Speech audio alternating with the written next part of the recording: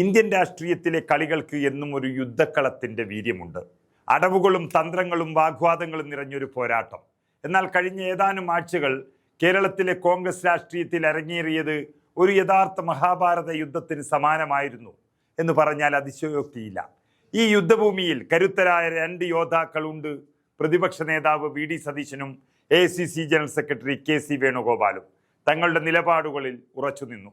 എന്നാൽ ഇതിനിടയിൽ ഒരു സൂപ്പർ താരത്തെ പോലെ വെറും 48 മണിക്കൂർ കൊണ്ട് ശശി തരൂർ എന്ന നേതാവ് രാഷ്ട്രീയ കളത്തിന്റെ ഗതി തന്നെ മാറ്റിമറിച്ചു. അതായത് സംഭവങ്ങളുടെ തുടക്കം കുറിക്കുന്നത് ശശി തരൂർ കേരളത്തിൽ നടത്തിയ ചില പരിപാടികളും അദ്ദേഹത്തിന്റെ സൗഹൃദ സന്ദർശനങ്ങളും വലിയ ചർച്ചയായതോടെയാണ്. തരൂരിനെ ചുറ്റിപ്പറ്റി നടന്ന ചില നീക്കങ്ങളെയും കോൺഗ്രസ് നേതൃത്വത്തിന്റെ അറിവില്ലാതെ ചില വേദികളിൽ പങ്കെടുത്തതിനെയും പാർട്ടിയിലെ ഒരു വിഭാഗം സംശയത്തോടെ കണ്ടു. പാർട്ടിക്കുള്ളിൽ ഒരു പുതിയ ഗ്രൂപ്പിസം ഉണ്ടാക്കാനുള്ള ശ്രമമാണോ ഇതെന്ന ചോദ്യവും അവിടെ ഉയർന്നു വന്നു. ഇവിടെയാണ് നമ്മുടെ യോദ്ധാവായ വി.ഡി. സതീശൻ തന്റെ നിലപാട് വ്യക്തമാക്കിയത്. ഒരു പ്രതിപക്ഷ നേതാവ് എന്ന നിലയിൽ പാർട്ടിയുടെ അച്ചടക്കവും ഐക്യവും സതീശൻ ഏറ്റവും പ്രധാനമായിരുന്നു. തരൂറിന്റെ പ്രവർത്തനങ്ങൾ പാർട്ടിയുടെ കെട്ടുറപ്പിന് വിരുദ്ധമാവരുത് എന്ന് അദ്ദേഹം കർശനമായ നിലപാടെടുത്തു. പാർട്ടി ഒരു വ്യക്തിയുടെ താല്പര്യങ്ങൾക്ക് വഴങ്ങുന്ന പ്രസ്ഥാനമല്ല എന്നൊരു ശക്തമായ സന്ദേശം നൽകാൻ സതീശൻ ശ്രമിച്ചു. തരൂറിന്റെ ചില ശൈലികൾ കോൺഗ്രസിന്റെ പ്രവർത്തന രീതികളുമായി ഒത്തുപോകുന്നില്ല എന്ന സൂചനകളും സതീശൻ നൽകി.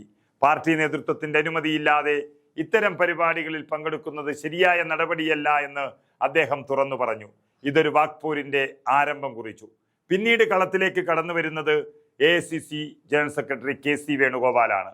ദേശീയ തലത്തിൽ കോൺഗ്രസിന്റെ സംഘടനാ ചുമതലയുള്ള KC ഒരുപക്ഷെ ഏറ്റവും കൂടുതൽ സമ്മർദ്ദത്തിലായിരുന്ന വ്യക്തിയാണ്. തരൂർ വിഷയത്തിൽ ഒരു ദേശീയ നേതൃത്വത്തിന്റെ ഇടപെടൽ എങ്ങനെയായിരിക്കണം എന്നതിൽ അദ്ദേഹത്തിന് വ്യക്തമായ ധാരണയുണ്ടായിരുന്നു. പാർട്ടിക്കുള്ളിലെ ജനാധിപത്യം അനുവദിക്കുമ്പോഴും അച്ചടക്കം പ്രധാനമാണെന്ന് അദ്ദേഹം ഓർമ്മിപ്പിച്ചു കൊണ്ടേയിരുന്നു. ഒരേ സമയം സതീശന്റെ നിലപാടുകളെ പിന്തുണച്ചുകൊണ്ടും അതേസമയം തരൂരിനെ പൂർണ്ണമായി തള്ളിപ്പറയാതെയും ഒരു സന്തുലിതാവസ്ഥ നിലനിർത്താൻ KC ശ്രമിച്ചു. തരൂർ ഒരു വിലപ്പെട്ട ആസ്തിയാണെന്നും എന്നാൽ ചില ശൈലീപരമായ മാറ്റങ്ങൾ ആവശ്യമാണെന്നും KC പറഞ്ഞത് ഈ രാഷ്ട്രീയ യുദ്ധക്കളത്തിലെ ഒരു നയതന്ത്രപരമായ നീക്കം തന്നെയായിരുന്നു.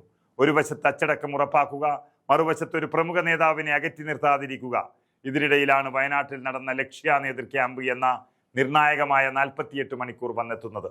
ഇവിടെയാണ് നമ്മുടെ ശശി തരൂർ നിറഞ്ഞാടിയത്. നേരത്തെ ചില ഭിന്നതകളുടെയും അകൽച്ചകളുടെയും സൂചനകൾ ഉണ്ടായിരുന്നുവെങ്കിലും ലക്ഷ്യ ക്യാമ്പിൽ തരൂർ സജീവമായി തന്നെ പങ്കെടുത്തു. അദ്ദേഹത്തിന്റെ സാന്നിധ്യം തന്നെ പല അഭ്യൂഹങ്ങൾക്കും വിരാമമിട്ടു.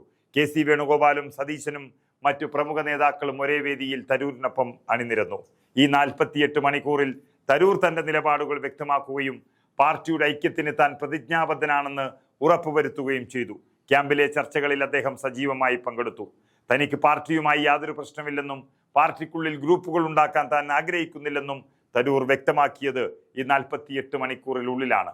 ഈ സമയപരിധിക്കുള്ളിൽ തരൂർ തന്റെ ആഗോള ഇമേജ് ഉപയോഗിച്ച് പാർട്ടിയുടെ ദേശീയ കാഴ്ചപ്പാടുകളെ പിന്തുണയ്ക്കുകയും സംസ്ഥാന രാഷ്ട്രീയത്തിൽ ഒരു പുതിയ സൗഹൃദത്തിന്റെ പാലം പണിയുകയും ചെയ്തു. അദ്ദേഹത്തിന്റെ നർമ്മവും ബുദ്ധിശക്തിയും നിറഞ്ഞ പ്രസംഗങ്ങൾ ക്യാമ്പിൽ ആവേശം നിറച്ചു. പാർട്ടിയുടെ നിലവിലെ നേതൃത്വവുമായി ഒരു തുറന്ന ചർച്ചയ്ക്ക് അദ്ദേഹം തയ്യാറായി. ഈ 48 മണിക്കൂറിന്റെ ക്ലൈമാക്സ് എന്നത് സതീശനും KCയും തങ്ങളുടെ നിലപാടുകളിൽ ഉറച്ചു നിന്നുകൊണ്ട് തന്നെ തരൂറിനെ പാർട്ടിയുടെ ഭാഗമായി അംഗീകരിച്ചു എന്നതായിരുന്നു. ശശി തരൂർ കോൺഗ്രസിന്റെ വിലപ്പെട്ട ആസ്തിയാണെന്നും അദ്ദേഹത്തിന് പാർട്ടിക്കുള്ളിൽ സ്ഥാനമുണ്ടെന്നും അവർ ഒരേ സ്വരത്തിൽ പ്രഖ്യാപിച്ചു. ഇവിടെ യുദ്ധം അവസാനിക്കുകയായിരുന്നില്ല, മറിച്ച് ഒരു പുതിയ തരം സമാധാന സന്ധിയാണ് പിറന്നത്. വ്യത്യാസങ്ങൾ മാറ്റിവെച്ച് പാർട്ടിയുടെ പൊതുവായ ലക്ഷ്യത്തിനായി ഒരുമിച്ച് പ്രവർത്തിക്കാനുള്ള ഒരു ധാരണ. ഈ സംഭവ വികാസങ്ങൾ നമുക്ക് നൽകുന്ന ഒരു പാഠമുണ്ട്. ജനാധിപത്യപരമായ സംവാദങ്ങളും ചിലപ്പോൾ വാഗ്വാദങ്ങളും ഒരു രാഷ്ട്രീയ പാർട്ടിയുടെ സ്വാഭാവിക പ്രക്രിയയാണ്. എന്നാൽ ആത്യന്തികമായി പാർട്ടിയുടെ കെട്ടുറപ്പിനും ലക്ഷ്യങ്ങൾക്കും വേണ്ടിയായിരിക്കണം ഓരോ നേതാവിൻ്റെയും പ്രവർത്തനങ്ങൾ.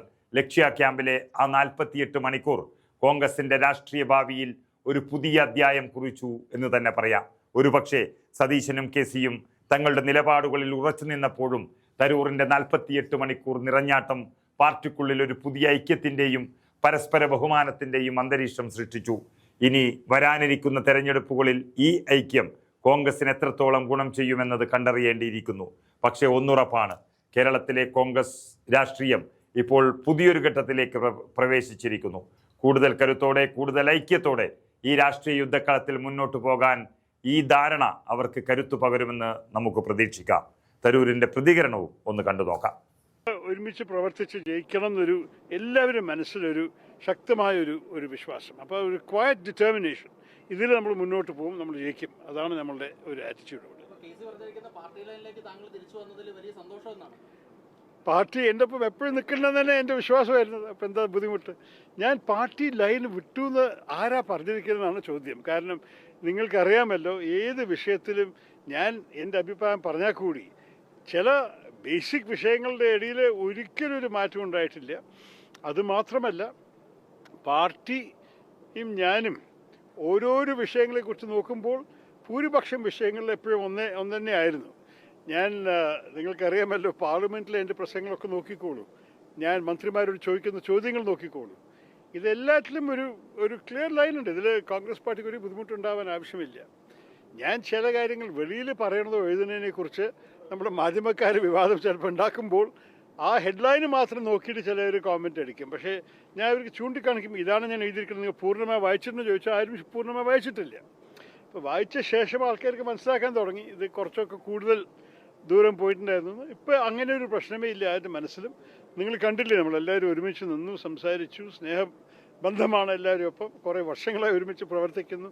ഞാൻ ഈ പാർട്ടിയിൽ 17 വർഷമായി ഇരുന്ന് സേവനം ചെയ്ത ശേഷം അങ്ങനെ പെട്ടെന്ന് ഒരു മിസ്അണ്ടർസ്റ്റാൻഡിങ്ങിൽ പോകാനൊരു ആവശ്യമില്ല, തെറ്റിദ്ധാരണയ്ക്ക് ആവശ്യമില്ല.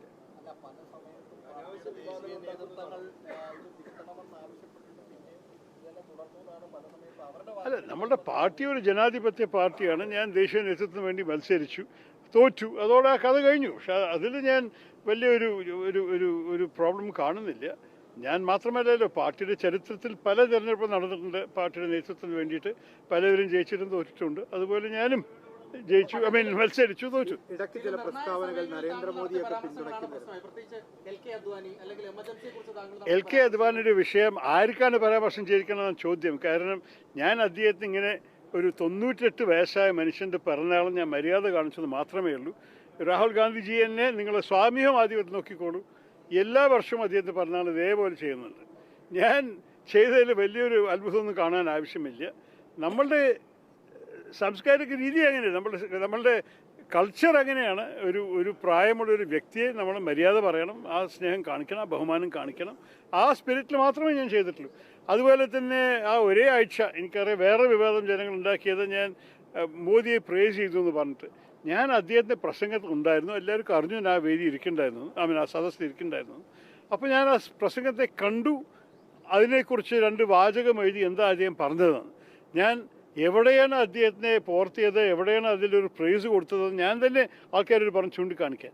മാധ്യമക്കാരെ എൻ്റെ സാമൂഹ്യ മാധ്യമ പോസ്റ്റ് വായിച്ചു കഴിഞ്ഞാൽ നിങ്ങൾക്കറിയാം ഒന്നുമില്ലയെന്ന്. പക്ഷേ എല്ലാവരും ഒരു ഹെഡ്ലൈൻ മാത്രം കണ്ടിട്ടാണ് നിങ്ങളുടെ കോമെൻ്റ് അടിക്കുന്നത്. അതോടെ വലിയ വിവാദമായ ആൾക്കാർ മനസ്സ് മാറും. ഞാൻ എഴുതിയ കാര്യങ്ങളോ ഞാൻ പറഞ്ഞ കാര്യങ്ങളോ ശ്രദ്ധ വെച്ച് കേട്ട് അതിൻ്റെ ഒറിജിനൽ മനസ്സിലാക്കിയാൽ നിങ്ങൾക്ക് ഒരു ബുദ്ധിമുട്ടും ഉണ്ടാവില്ല, ഈ വിവാദങ്ങളുടെ ആവശ്യമുണ്ടാവില്ല.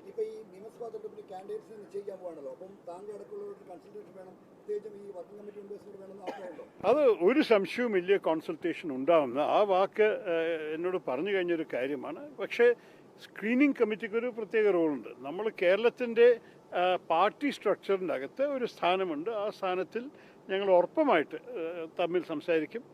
ഞാൻ ഇവിടുത്തെ എല്ലാ നേതാക്കളുടെ ഒപ്പം നല്ല ബന്ധം സ്ഥാപിച്ചിട്ടാണ്. സ്ഥാപിക്കാൻ പറഞ്ഞാൽ എപ്പോഴും ഉണ്ടായിരുന്ന ബന്ധങ്ങളാണ്.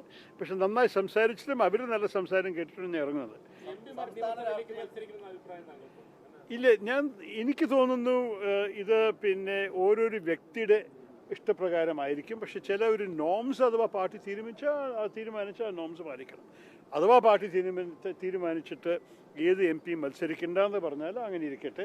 അഥവാ പാർട്ടി തീരുമാനിച്ചു MP മാർക്കും അഥവാ ഒരു താല്പര്യമുണ്ടെങ്കിൽ അതിനു വേണ്ടി ഒഴുക്കുക. നമ്മൾക്കറിയാം 2-3 MP നല്ല താല്പര്യമുണ്ട് മത്സരിക്കണമെന്ന്. ഞാൻ പേഴ്സണലി അങ്ങനെ ഒരു അഭിപ്രായം പറഞ്ഞിട്ടില്ല.